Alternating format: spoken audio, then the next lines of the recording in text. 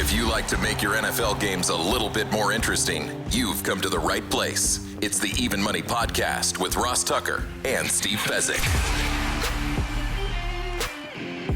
Yeah, Vegas, baby, Vegas. It is the Even Money Podcast. We are, of course, presented by DraftKings Sportsbook. Thank goodness for those guys. Make sure, no matter what you're betting, whether it's the NFL draft or some of the season win totals that Steve and I talked about a little bit the last couple weeks, you got to do it at DraftKings Sportsbook. You got to use the code ROSS to get the discounts. That is the key. I am, of course, Ross Tucker, former NFL offensive lineman. Those of you that check us out on YouTube, youtube.com/Ross Tucker NFL can see that, the proof with the helmets and the game balls.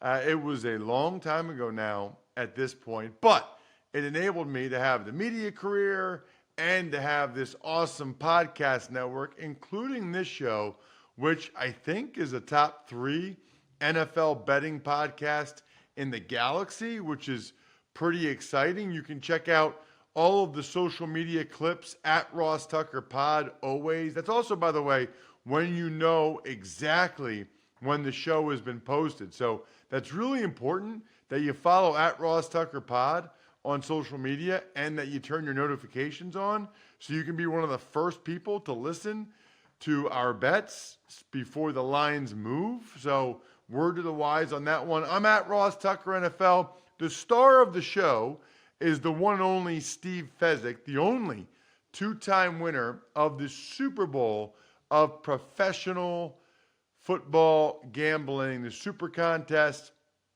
at the Westgate. Love having Steve part of the show. Check him out at Fezzik Sports, only at Fezzik Sports.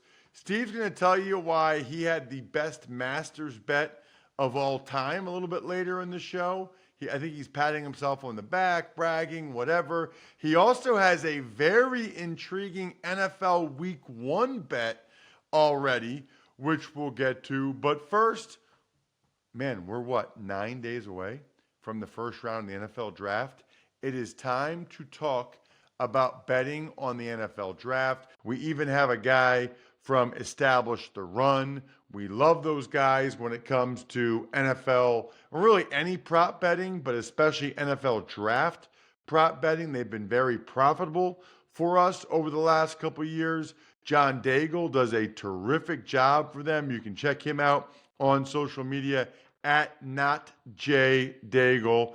Steve, John, thank you guys both so much for coming on the show. Really appreciate it. Just a pleasure to be here with both of you. 1, on a Galaxy-ranked podcast, and 2, the fact that I have never overlapped with either you, Ross, or Steve. So just excited to join everyone. Yes, we are ranked in the Galaxy. Thank you, John, for noting that. Before we get to, John, some of the prop bets you like for the draft, Steve, let's give the overview because I feel like it's changed a little bit. 3 years ago, we were annihilating the draft. 2 years ago, we were still destroying the draft. Last year, it felt like they waited to put some props up. The limits were lower. It feels like, I know there's some states like me here in Pennsylvania where you can't bet on the draft, which, by the way, I think is garbage. It's not a DraftKings thing. It's a state of Pennsylvania thing. If people want to bet on the draft, they're going to find a way to bet on the draft. Why not keep that tax revenue in the state? It's beyond me. But at any rate, Steve, last year it felt like things started to slow down a little bit. They started to pump the brakes on us a little bit. Give me the lay of the land going into the 2024 NFL draft. Sure, a whole lot going on. And by the way, Ross, you mentioned we love ETR. Sorry, John, I hate ETR because you guys are so good. Yeah. You make my life much worse because you go ahead and you have great forecasts and give out winning information and recommendations, which kills the market, and the market moves like crazy. And you're probably going to have some plays that are going to kill the market today. So we'll get to see it up close and personal as the sausage gets made, but that's cool.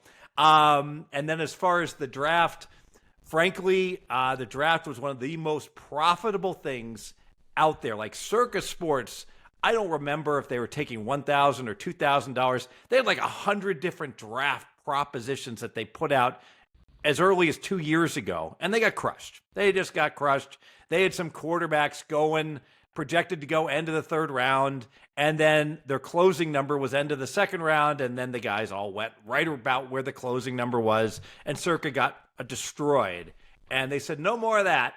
This is a very beatable game for ETR experts, for draft experts, and we're not going to let you bet 2,000 a crack. And when you do bet, we're going to have nickel limits, and we're going to bet we're going to move aggressively so that because of that, although still profitable and it should be in your portfolio, you're not going to get rich off of this like you could 2-3 years ago. Interesting. And that's just kind of the way it is and will be moving forward, Steve? I think so. And some books in Vegas, in fact, there's 3 Hall of Fame bookmakers at South Point. And you know what they're going to book on this year's draft? 0. Nada. Nothing.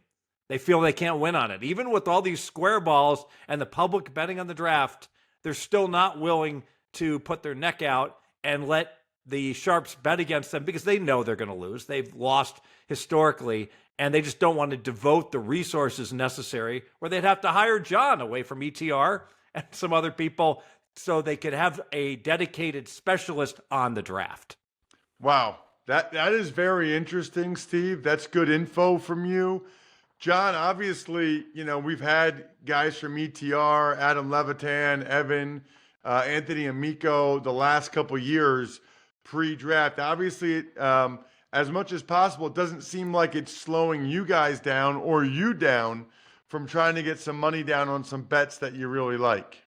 It takes a lot of work, as Steve said, even 9-10 days out from the draft. Circa, a book I love. I think Jeffrey Benson does an amazing job over there. They just recently also did the same thing Steve mentioned in hand releasing their over-unders. They put $500 limits on it, and then everyone saw yesterday for the next 3 hours, all that book did was jostle those numbers around. Some jumping even 20 spots in either direction because you just can't drop hand-picked numbers anymore. The market is far too sharp. So that's the way it's been the last couple years. I do think draft betting, including this year, is just going to get harder, unfortunately, every single season. And we'll probably talk about some of that along the way here with my favorite draft bets, because as Steve would know best, some of these picks I'll mention I do have confidence in, but they're number plays. There's something the market just isn't representing that I think could happen, and taking advantage of ambiguous situations is how you really need to bet drafts nowadays.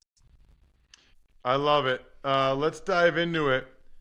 Your first prop that you sent me over, John, is Drake May to be the second overall pick, plus money, plus 175.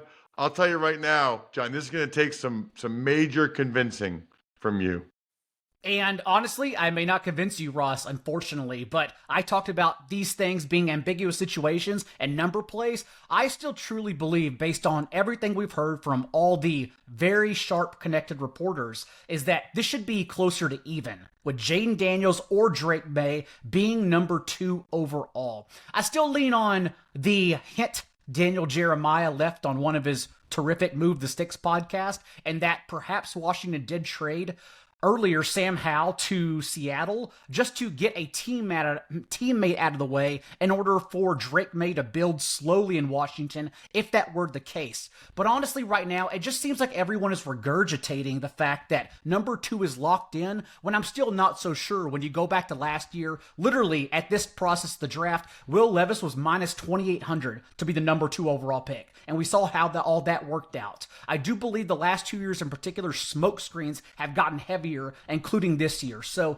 to me, it's just strictly a fact that I don't think Jaden Daniels is locked in at number 2 overall. I still think Drake May is fairly in play, and maybe even an iota of a percentage leaning towards JJ McCarthy. But really, it's just the fact that it's a numbers play. Wow, interesting. So basically, you think it's still close enough that there's value there at him plus 175. Any thoughts on that, Steve?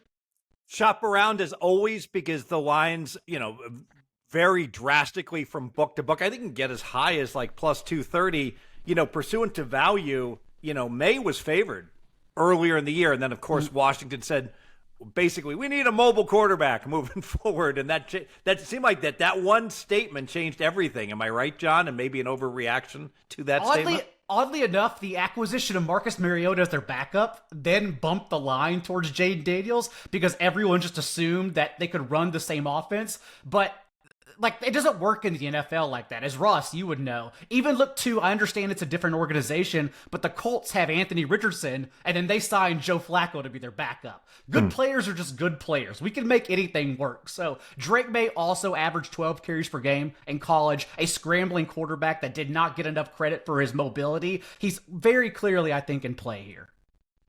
Yeah, Drake May can run, and Kenny Pickett going to the Eagles as a backup is another example, right? I mean, Kenny Pickett's not running the plays that they have Jalen Hurts run. Let's get into your second one, which I think is interesting, John. First defensive player drafted, Latu, the DN edge rusher from UCLA. He's at plus 370. That's an interesting one. I don't want to steal your thunder, but people love him. It's all about the medical information on his neck. It wouldn't shock me if he is the first defensive player drafted. What's funny is that it is about the medicals. Otherwise, he may be a unanimous number 10 or top 10 overall pick. But even he mentioned in his post-draft press conferences that teams haven't been asking him about his medicals. And after his testing, I believe he's really caught on here and been steamed up the draft board. If you talk about having the best edge, I have all the respect in the world for Dallas Turner, but you still have to look at what Latu notched in the Ted Hendricks Lombardi Awards for the best end and lineman in all of the FBS. Not only that, but there's a connection there beginning at number 8 overall with the Falcons, and that new Falcons DC Jimmy Lake coached Latu at Washington. And so if we think he's healthy and we think he's at least in the conversation as the best edge on the entire board, it's such a great fit under Raheem Morris, who, as we know with the Rams last year, asked his ends to also drop back in zone coverage. Latu can do that. If you read Dane Brugler's love work in The Beast, even he noted that some NFL teams think Latu could be a tight end if he wanted to in the league. He has soft hands as well to catch passes, so I think he's just a great fit as well, not only being athletic and good at the game, but a great fit under Morris too. You know what's a great fit for this podcast? Me talking about meat, like filet mignon burgers, New York strip burgers, ribeye burgers, biscuit burgers, sirloin burgers, and they're all new porterhouse burgers, all for just $89.99 when you use my code EVEN at checkout. I'm talking, of course, about omahasteaks.com. How about this burger perfection flight? I have never even heard of this. A flight of burgers. Go to omahasteaks.com and order the burger perfection flight today. Do not forget to use promo code EVEN at checkout to unlock the deal. That's 24 delicious steak burgers for just $89.99. Go to omahasteaks.com. Use code EVEN at checkout. Hurry, because supplies are limited. But there is no limit when it comes to how many Labatt Blue Lights I'll be drinking while I'm eating those burgers, because Labatt Blue Light is delicious, whether I'm watching the draft or just watching UFL. Always enjoy responsibly. Beer, Labatt USA, Buffalo, New York. I think I like the Latu one. Steve, your thoughts? Yeah, I think it makes a lot of sense. Wish we could have a prop on how many passes he'll intercept with the soft hands. Good information. By the way, I do have a same game parlay I'm going to give out here. I'm going to go with the ribeye burgers, the sirloin burgers, and the Labatt Blue Light 3-teamer. Should shop around, should pay about plus 550. Guess what? I love the next one. Sorry, I skipped one. I'll get to the other one, John. But position of the Broncos' first player drafted, quarterback is minus 105. They're taking a quarterback. I would be shocked if they don't take a quarterback. I don't care that it's minus 105. I mean, all they have is Jarrett Stidham. They're telegraphing that they're either going to trade up and take a quarterback, or they're going to take like Bo Nix at their pick. John, I keep stealing your thunder. I don't care. It's my show. I love that one.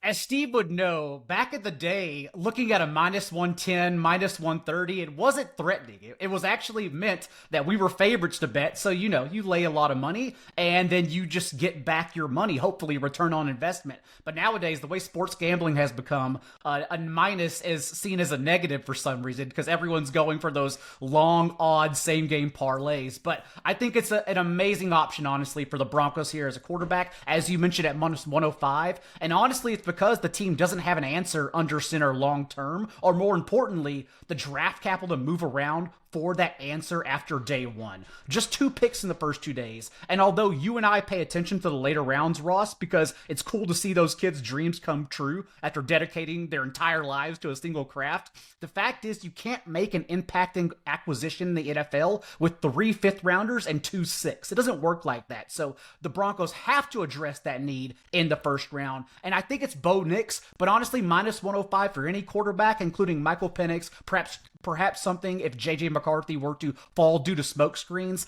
I think it's a really safe number here. So, John, I have to ask you, and probably the trade is the way we're going to get here, is that you got 4 quarterbacks projected, obviously, to go top 6. And Denver, I think, is 12th, right? And you've got Penix and Nix both projected to go slight favorite to go start of the second round instead of the first round. So Denver's in the wrong slot to take a quarterback. They could trade back to 26 and get one of these guys, for instance. Is that what you anticipate will happen? Because I don't feel they're going to take a quarterback at their current slot at 12. And people who are much smarter than me, reporters, when they do mock drafts, they even note that actually in their mocks that they don't think the Broncos take a quarterback at 13 or early on just because it seems too high for a Nix or Penix. And so betting quarterback first overall, whether it's right or wrong, Steve, I do agree that's an out we can use at -105 is if they trade back. Maybe that is what happens. They don't use that premium capital in the middle of the first round. They trade back and still take that quarterback. So I think we have multiple outs here with this number. That's why I like it a lot. Speaking of quarterbacks, you have the position of the Raiders' first drafted player, quarterback, +400. I kind of like that one too.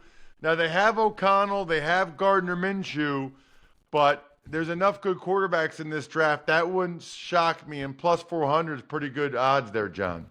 And among the next tier of signings after Kirk Cousins in free agency, Gardner Minshew's contract nearly doubled Sam Darnold's for the second most guaranteed money, $15 million at their position this offseason. But it's basically a one-year deal when you click in and look at the details, since the Raiders can save roughly $6.5 million if they were to release him next year. And Antonio Pierce was not pulling all the levers for the organization in adding Aiden O'Connell on day 3 last year. That was just the lowest hanging fruit he grabbed whenever he took over around week 9, and they moved on from Jimmy Garoppolo from there. This team has a very clear need at quarterback. Again, it's like the Broncos in that maybe it's just too high of draft capital to take a Nix or Penix. But I do think they are very much in play. All the reports right now as well are assuming that they want a quarterback with their first pick. And that's what I think these longer odds are good at betting on. What about some specific players? Like you have Rome Odunze, 9th overall pick, +210. I don't know, Steve. You usually don't like. Does that count as a needle on the haystack, Steve, to have Rome Odunze, the Washington wide receiver, at an exact draft slot, 9th overall? I think it's more how. So John's in Chicago. Let me ask him. I'm sure you're forecasting the Bears that would be a good fit. Am I correct? A good fit, and I believe that's what the team wants, is to add a third receiver. Keenan Allen is 32 years old on the final year of his contract. I understand Odunze didn't play slot in college, but still, at least in the immediate future, to help build your young superstar quarterback and what we assume will be Caleb Williams, it's another option in Odunze to uncork defenses immediately.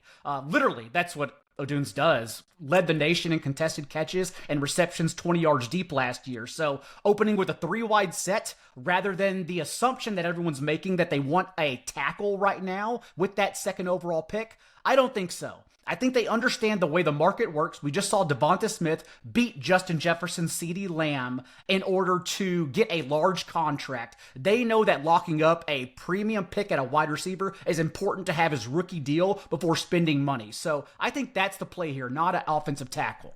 Now, Odunze over-under at circa is 8.5.